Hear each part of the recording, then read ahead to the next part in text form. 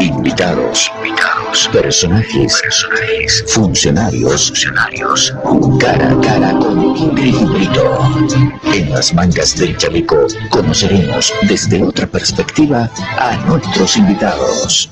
Hoy se anima a mostrar las mangas de su chaleco la doctora Marta Cohen. Un placer, doctora. ¿Cómo está? Para nosotros, muy buen día. ¿Cómo está usted, doctora? Bueno, buenas tardes aquí, muchas gracias. Disculpen la demora, que una emergencia en el hospital y bueno, pero acá estoy con ustedes, la provincia de Tucumán, que bueno, mi marido es tucumano, así que es como mi segunda provincia. Ah, entonces usted... Buenos Aires, Tucumán. ¿Usted conoce de las empanadas, los tamales de acá, el locro? Por supuesto.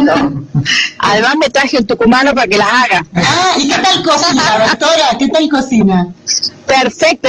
Es chef, además de cantante, de ópera, también es chef. Usted se da todos los lujos, doctora. Disculpe, ¿no? Sí. Podrá ser la condecoración de la reina, pero las empanadas no faltan. Claro.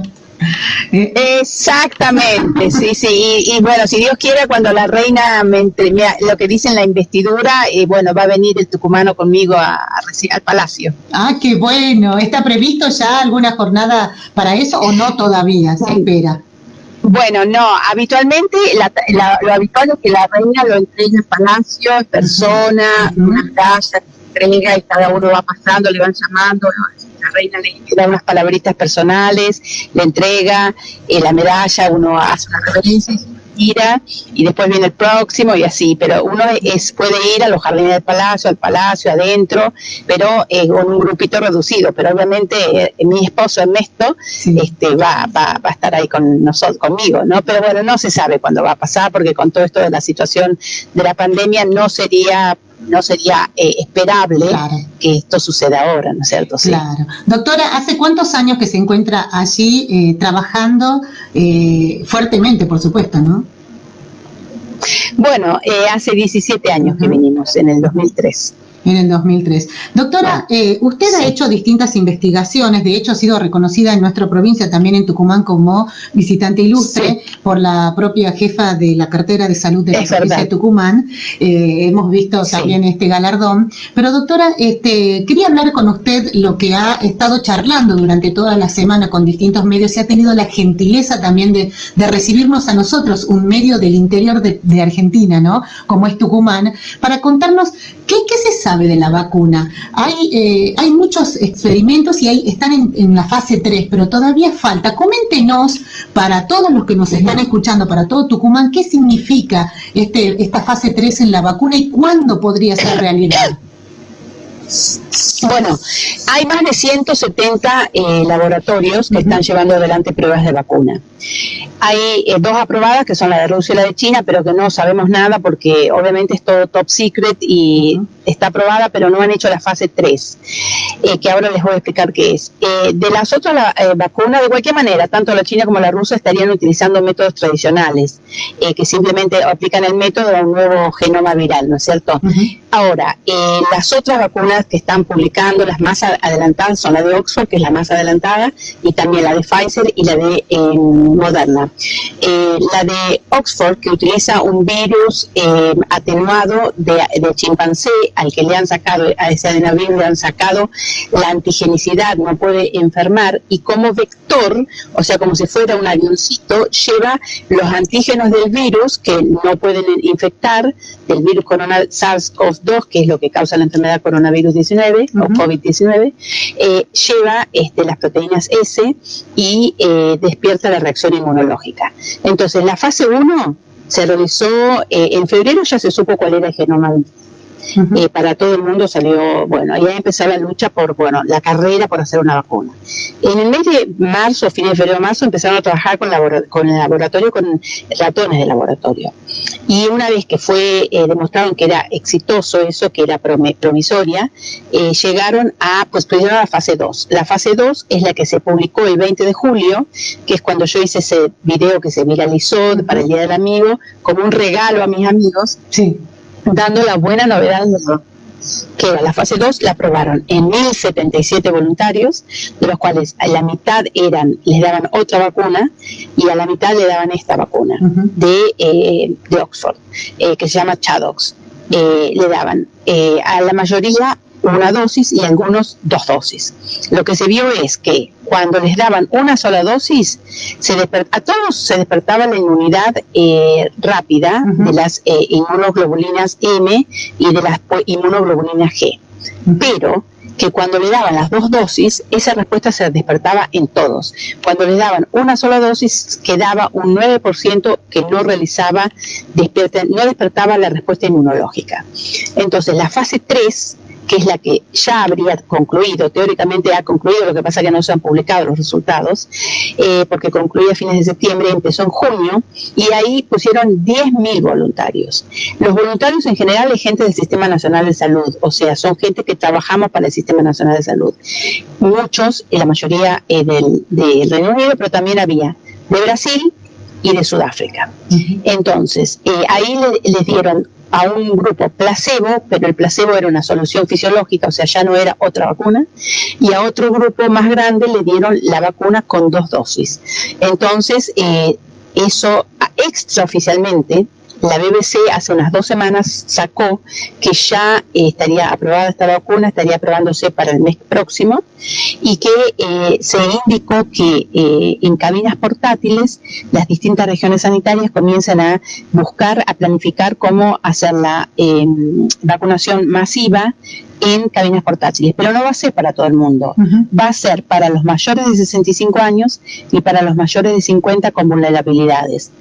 Ya hay, según eso sí sabemos, 100 millones de dosis preparadas, pero, o sea, la manera como invirtió el gobierno británico en el laboratorio de AstraZeneca y Oxford para colaborar, ayudar a juntar el dinero para hacer la investigación, fue entregándoles 86 millones de libras, igual a 100 millones de dólares, y a cambio reciben 100 millones de dosis.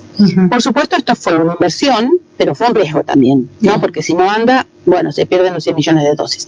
Entonces, las vacunas ya están hechas desde el mes de agosto, pero obviamente no se pueden comenzar a distribuir hasta que no se apruebe por una organización de agencia de drogas y medicamentos del Reino Unido que es similar a la ANMAT en Argentina. Claro.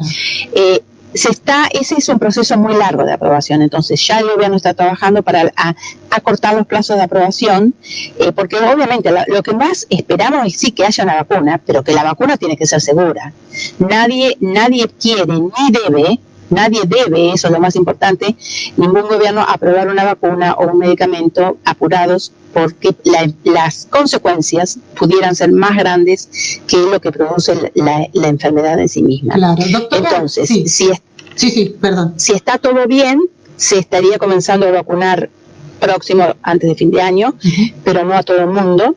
La vacunación masiva ya dijeron que para el Reino Unido con esta vacuna llegaría en un año. O sea, hasta dentro de un año no vamos a tener la vacunación para todos. Doctora, lo que yo quería preguntarle, más allá de los tiempos que lleve la vacunación, porque eso es parte de lo procesual, podemos decirlo así, del proceso mismo técnicamente. La vacuna que se está, usted que nos explica, que nos enseña sobre esta vacuna ahora, usted dice está en fase 3. ¿Quiere decir que faltan 2 fases más para que pueda ser aprobada realmente? No. Con la fase 3, los objetivos de la vacuna, de acuerdo a la publicación que ellos hicieron el 20 de julio en Lancet, era que tenía que ser eficaz, o sea, despertar la respuesta de inmunidad celular y inmunidad humoral, o sea, de los anticuerpos y de las células linfocitos T que reaccionan contra el antígeno, si se expone. Que sea segura, o sea, que no produzca ninguna complicación seria, y que tenga una duración mínima de la inmunidad de 6 meses. Entonces, ya en la fase 3 se aprobaría la vacuna. Ahora, la fase 4 va a seguir, que es todos los voluntarios vacunados entre la fase 2 y la fase 3 van a ser continuados de ser examinados cada 2 años. Durante 2 años. Es decir, esa fase 3, fase 4 ya se haría con la vacuna aprobada, ¿no es cierto? Claro. Doctora, pero no, ya estaría lista. Claro, y de ser así, ¿nosotros vamos a necesitar vacunarnos una vez en la vida o una vez por año? ¿Cómo sería esto? Mire, Eso todavía obviamente está por verse con qué vacuna. Si fuera la hipótesis de que fuera la vacuna de Oxford, por ejemplo, o yo pienso que cualquier vacuna, pero la vacuna de Oxford se está hablando de 2 dosis, separadas por un mes de diferencia. ¿Por qué? Porque con una dosis la inmunidad se despierta no en todos. También pudiera ser que, bueno, si uno se da una dosis tiene chances de que va a tener la inmunidad, pero lo más importante, además de tener la inmunidad, es que esta dure. Y si los coronavirus es un virus que produce resfrío habitualmente, no esta mutación, que es el coronavirus del murciélago, que pasó al ser humano, sino que el coronavirus estacional dura, la inmunidad dura dura muy poco. Y de hecho, ya está demostrado que gente que tuvo coronavirus se reinfectó, sí, y volvió a adquirir la enfermedad, y que la segunda infección puede ser más grave que la primera. Sí. O sea que eso también es de cuidado. Entonces, estamos hablando de que la inmunidad pudiera ser corta. Supongamos que dure lo que es la aspiración del equipo de Oxford que está haciendo la vacuna con AstraZeneca, que dure 6 meses. Entonces vamos a tener que pensar que puede ser 2 dosis, y pueden ser cada 6 meses. Entonces, estamos hablando como mínimo en el mundo de 6.000 millones de dosis para la primera, más 6.000 millones de dosis para la segunda, más 6.000 millones de dosis para los 6 meses. Es decir, que son entre 18.000 y 24.000 millones de dosis que habría que darle al mundo con esta vacuna o con otra vacuna similar, porque si esta vacuna tiene, o sea, lo que también se piensa es que va a haber más de una vacuna. Y eso es importante, porque con una vacuna tenemos la capacidad de producción. Es muy difícil para alcanzar 18.000, 24.000 millones de dosis. Entonces, es muy importante que en la carrera haya más de una. De hecho, cuando sale esto extraoficial de la BBC, que, bueno, entiendo que es verdad, porque yo he recibido en la zona de South Yorkshire que similares preparaciones como las que dijo la BBC se estarían empezando a hacer. Me perdí lo que iba a decir. Pero que bueno, hablaba de 2 vacunas, sí, no hablaba de una sola vacuna, y le daban un número en clave. El número 1 era ambush, que es emboscada, y el otro nombre era triumph, que es triunfo. Como la de Oxford no necesita de cadena de frío, no va a necesitar cadena de frío, se piensa que la de Oxford es el nombre clave Triumph. Ellos no daban nombre. Pero bueno, depende, hay muchas diferencias en las vacunas, pero si hay más de una, mejor. De cualquier manera, lo importante es no bajar los brazos, porque puede ser que en unos meses haya una vacuna. Yo creo que la vacuna, si hay, va a ser distribuida en cuentagotas. No va a ser masiva para todo el mundo porque no está la capacidad de infraestructura para hacer tanta operativa para distribuirlas, y el staff y demás que se necesita. Y yo pienso que va a ser dada con cuentagotas a los países que invirtieron en las vacunas, y en este caso Argentina, bueno, tiene la producción de vacunas para Latinoamérica, pero no va a ser para Argentina todos y lo que quede para Perú, Brasil y demás, no. Le van a dar equitativamente, pienso, a los mayores de 65 años, a las personas con vulnerabilidades, a los personal de salud que están en situación de riesgo en la primera línea, ¿no es cierto? Doctora, eso es lógico. Sí. Sí, le quiero hacer una consulta. Bueno, estamos viendo que en países de Europa se están dando rebrotes de esta enfermedad. Y aquí en Argentina, si bien es cierto que en un primer momento gran parte de la comunidad apoyó lo que son las medidas de aislamiento y distanciamiento social que el gobierno decretó, últimamente están siendo muy cuestionadas por el lapso de tiempo que se ha extendido todas estas disposiciones. ¿Usted cómo considera que se han establecido estas medidas aquí en el país? ¿Fueron las correctas o es necesario algún tipo de cambio? Bueno, cuando vino esta pandemia, en el mes de enero se declaró la pandemia, en el mes de febrero se supo el virus, en el mes de marzo nos comenzamos a hacer las cuarentenas en distintos países sin una medida estándar. Eso es un primer error de la humanidad, es que no tenemos un modelo estándar de luchar contra la pandemia, y eso es algo que todos debemos tener, porque esto de que acá la cuarentena llegó tarde, en Argentina llegó muy temprano, etcétera, es porque no había una organización mundial, como debería ser la Organización Mundial de la la Salud de tener un comité de pandemias y tener preparada una respuesta estratégica común, pero además de común, certera, ¿no? Entonces yo la sensación que tengo es que en todos lados, bueno, tratamos de defender, ¿no es cierto?, este ataque de una manera no preparados, ninguno estábamos preparados y no sabíamos cómo. Entonces, en un primer momento, cuando no había vacunas, no había tratamientos, no había esperanza, no había nada, había solamente un ataque masivo de casos, bueno, hacer la cuarentena fue una decisión apropiada, creo, en todos lados, no solamente en Argentina, en todos lados.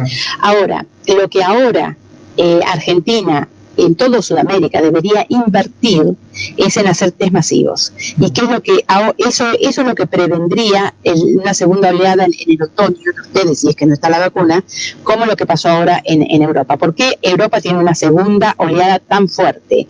Es porque hacía los test solamente a las personas sintomáticas y los test por PCR, que son los test que tardan 8 días, pero si los laboratorios están...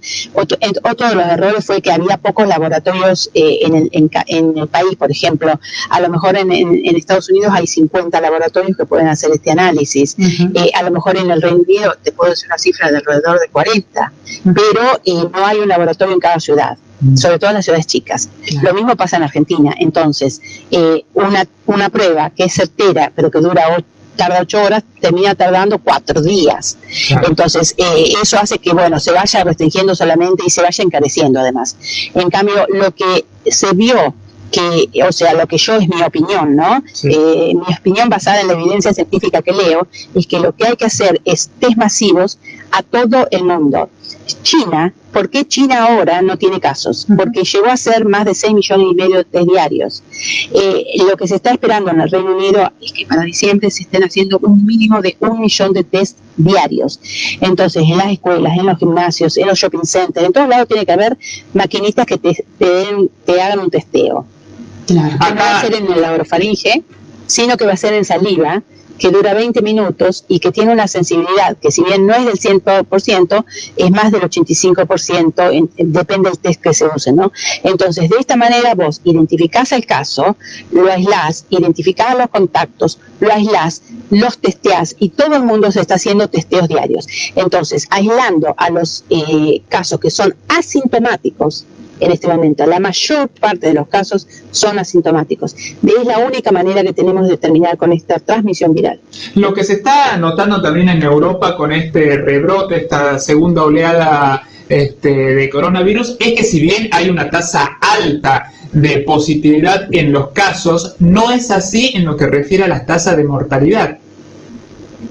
Exacto, porque en Argentina se están testeando pocos casos, a lo mejor el 80 o el 83% de los casos que se testean son positivos, porque solamente se están testeando a los sintomáticos, y de los casos positivos se mueren muchos. Entonces la mortalidad no es mayor para mí, la mortalidad que pasa en Argentina no es mayor que la de Europa, sino que la mortalidad está reflejando que tenés pocos casos testeados, un gran número de muertos con respecto al número de pocos casos testeados, y por eso tenés una mortalidad más alta, que es artificialmente más alta, es incorrecta.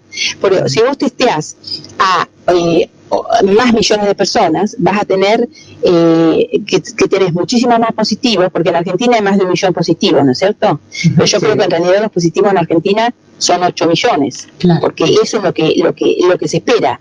Entonces, si vos tenés que se murieron 400 de 1 millón, no es lo mismo que si se murieron 400 de 8 millones. Exacto. Claro, seguro. Exacto. Doctora, entonces, en este momento, los jóvenes de 16 a 32 años son asintomáticos y son los que tienen el número 1 de casos infectados, pero no lo saben. Entonces, eso es lo que hay que identificar.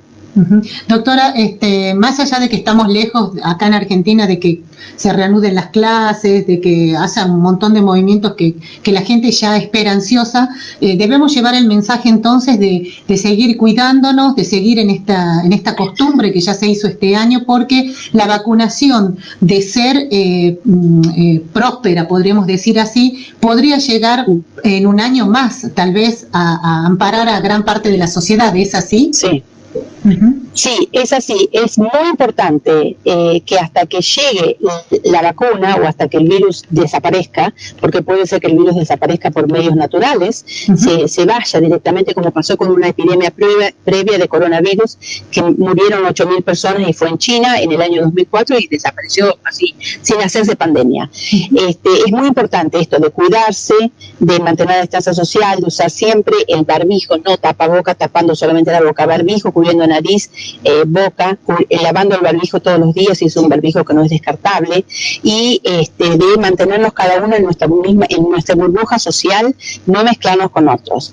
Pero además a los gobiernos les pido que hagan testeos masivos con estas pruebas rápidas que tardan 20 minutos, que son en saliva y que tienen una respuesta en 20 minutos, 30 minutos y una especificidad de 85-90%. Porque solamente de esa manera es como vamos a lograr cortar la transmisión. Y a los que más debemos comprometer ahora son a los jóvenes. Porque cuando venga la vacuna, las personas de más de 65 años en general se van a vacunar, se les va a ofrecer la vacuna. Las personas con vulnerabilidades se van a ofrecer la vacuna. Pero todavía hay muchos niños y jóvenes que no tienen ninguna preexistencia que igual se enferman y pueden morirse. Claro.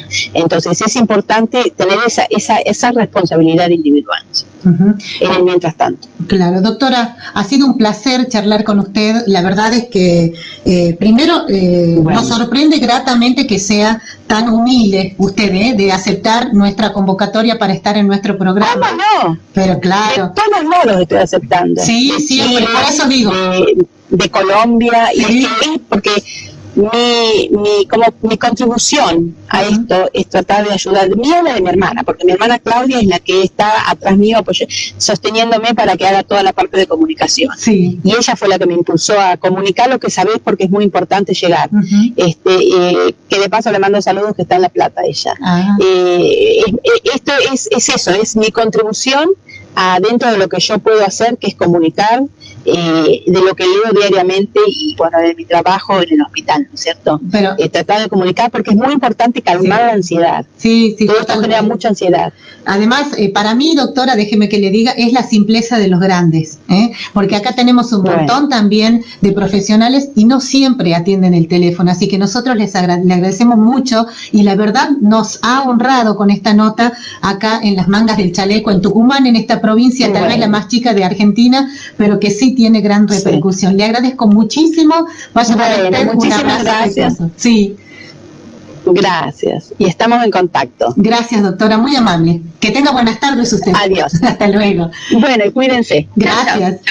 Ahí estaba entonces la doctora Marta Cohen, Si hay logros de producción periodística son estos, el sombrero. Obvio. Así que un beso muy grande a Cecilia Cordomí, que es la hacedora de esta gran nota. Hemos estado charlando con la doctora Marta Cohen. Si usted la agarró a mitad de la nota, le cuento que la doctora Marta Cohen es una argentina que patóloga, pediatra, donde fue nombrada días atrás por la reina Isabel como oficial del Imperio Británico. Además, es una experta en lo que es patología, por eso está hablando de vacunas, y la vacuna no va a llegar hasta el año que viene a nivel masivo, podríamos decir mundial, así que a seguir cuidándose, a no decaer, a continuar con este tipo de metodologías que ya adaptamos en la pandemia, y también por supuesto el consejo a los gobiernos que hagan testeos masivos. Y justamente en esto te iba a hacer una aclaración cortita. Lamentablemente en la semana se dio a conocer de la propia Universidad de Oxford que debió sacar a la Argentina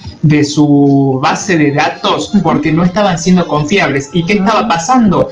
El gobierno argentino únicamente estaba comunicando los casos positivos que se registraban y dejaba de lado los casos totales. Ante esto, el propio ministro de Salud de la Nación lo reconoció y dijo que es una responsabilidad de las provincias dar a conocer la totalidad de los casos, que obviamente va a cambiar lo que son las tasas de positividad y de mortalidad, como bien lo dejaba en claro la doctora. Usted se puede informar en cualquier parte, señora, señor, pero calidad la tiene acá, que en las mangas del chaleco LB7. Vamos a la pausa, ya volvemos.